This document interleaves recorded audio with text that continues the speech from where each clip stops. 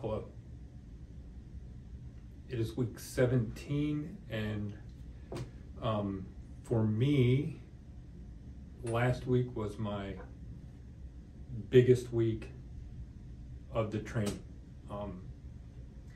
And my wife had the most wonderful idea that we rent a cabin at Hanging Rock State Park, North Carolina, which is like an hour, 45-minute drive from us. So we rented a cabin for the whole week, from Tuesday to whatever, Wednesday or something like that. And I ran 9 miles before we got there on Tuesday. We left Wednesday and we did a short hike Wednesday. No, I did a long run Wednesday, and all we did was hang out, resting, recovering. That's all that we had to do. We packed all of the foods, all the stuff, really had no reason to go anywhere. And just woke up, and I'd go out on a long run up and down Hanging Rock. They have amazing, just enough technical trail and a lot of vertical if you do up and down, back and forth multiple times. It was a 8-day week, and I had 2 rest days in there. So it started on Tuesday and ended on Tuesday. So I did Tuesday, Wednesday, Thursday running, had Friday off. Saturday and Sunday were my biggest 2 days. That was 39 miles total, Saturday and Sunday. And then I had Monday off. My friend and his kid came out. We let him go run. We took a 4-mile hike, very leisurely. He's 7, great outdoors, great little hiker. We did a slow 2-hour, 4-mile hike, which felt good, getting the stuff out from over the weekend. And then he and I went out for a 14+ mile. We just did repeats up and down to Hanging Rock, came back out, did the whole Moore's Wall loop. They went up to the top of Moore's Wall, and we went up to the top of Moore's Wall again and came back down, and it was 15 miles. So that was the whole of my week. It was just resting. I'd take an hour every morning, almost an hour, doing some yoga movements, doing some specific stretching and like self-awareness body movements that kept me, healing what I needed to heal and keeping the spots that I've been working on in my hips strengthened correctly, and making sure that those engaged every single day, every single time. So that was what the mornings were like. And then I'd leave and go out and do a portion of my run. I go back up and pick my wife up, and she moves a little slower than I do, and which was great, because during this high mileage week, during the 100, we're just going to eventually move slower, and you're going to need to know how to adjust to that pace immediately, and be okay and be able to adapt to a slower pace than you were used to running and being active in.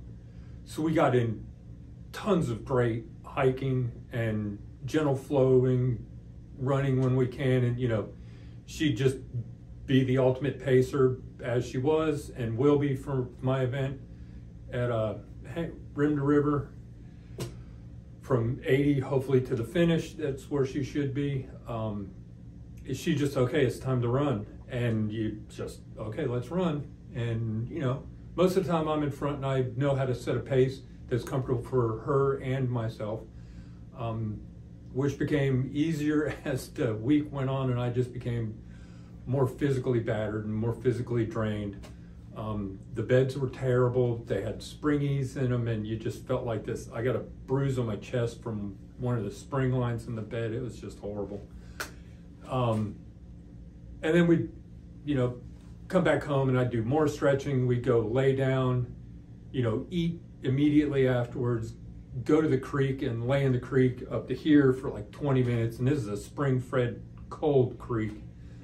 Help with that inflammation immediately, go back and, we'd eat some more, we'd stretch some more, hang out in the hammock for a while. And then as a treat, we brought a TV and a DVD player with a whole, the British version, special edition releases of Harry Potter. And we just started at one and continued watching until we came to the spot that it asked us to play on the Half-Blood Prince, and the remote that I thought was for this old DVD player wasn't it, and we could never push play, so we had to stop there. So it was an 8-day week, 2 rest days. We did a rest day, did a 2-mile hike, did a 4-mile hike the other rest day. I had a grand total of 86 miles in that 8 days with 14,687 feet of ascent, which means I had the exact same amount of descent. So my body responded absolutely perfectly. My eating, my hydration the entire time was on point. It was never too hot, I'll give you that, but it may be relatable to what we're gonna have. Coolish in the mornings, in the 50s, usually low 80s and very low humidity up there. So that was wonderful.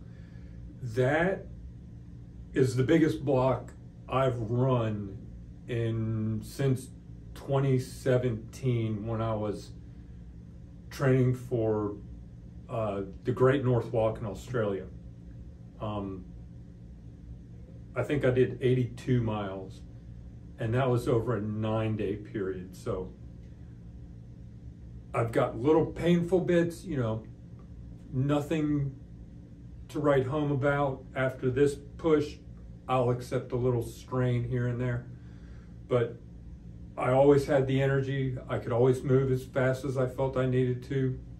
I made sure to take extra breaks and take a little longer, to do these things, because it's not about building speed now. It's about using your poles, getting everything done, and accomplishing this 8-day block so that I'm healthy and I get all the reward out of it. I'm gonna go out Friday. So I'm not running today, I'm not running Thursday.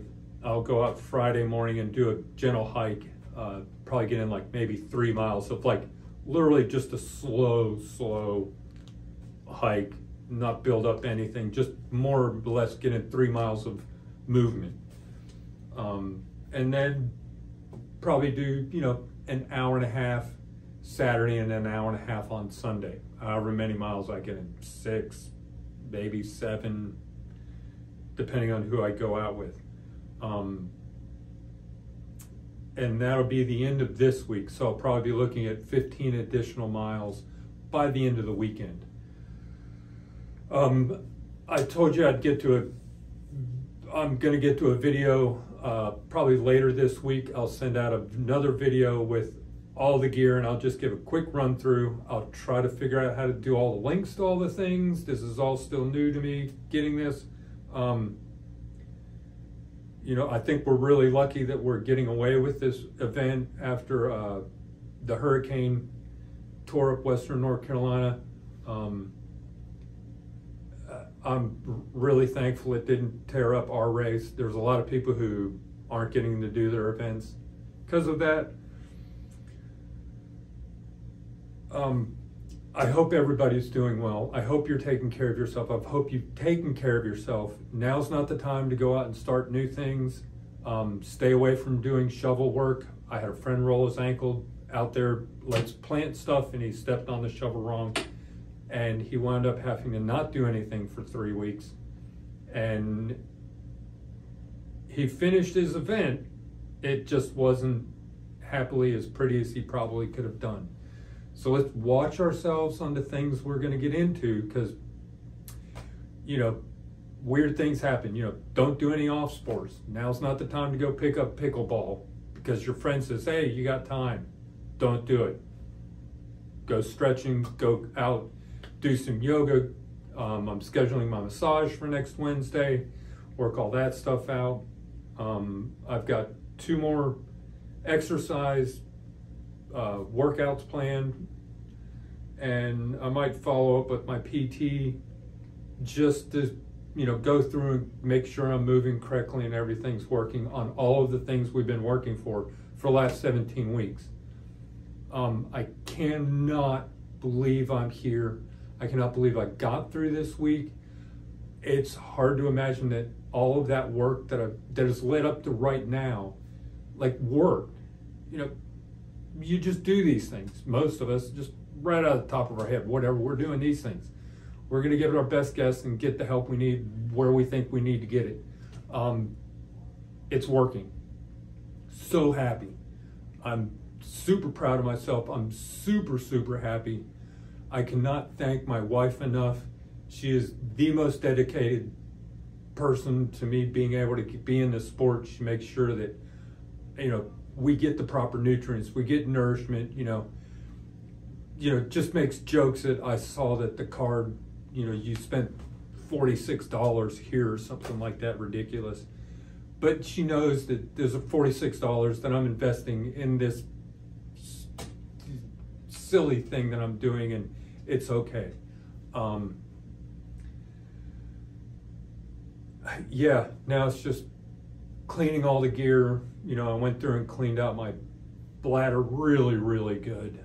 Took it all apart and scrubbed all the little spots. Those little flosser things that you get that have the bristle brushes on it, perfect for cleaning out the little internals of your